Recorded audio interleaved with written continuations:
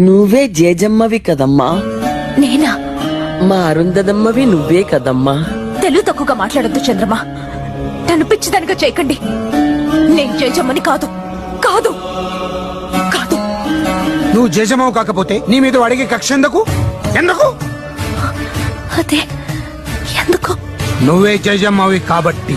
కాదు, అబద్ధం. వాడిని నాశనం చేయగలనని జేజమ్మని నమ్మితే అది ఎలాగో తనకి తెలిసే ఉంటుంది.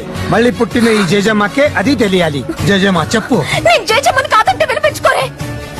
నా చుట్టూ ఈ కట్టు కదలేంటి? నీ చుట్టూ రగులుతున్న ఈ వినాశనం అబద్ధమా?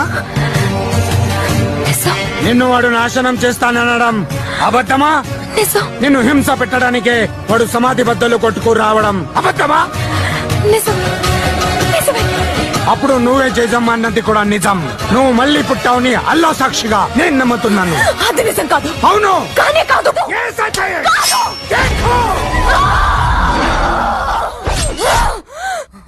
మాట నిలుపుకొంటివమ్మా జేజమ్మ, మళ్ళీ జన్మ ఎత్తినావమ్మా.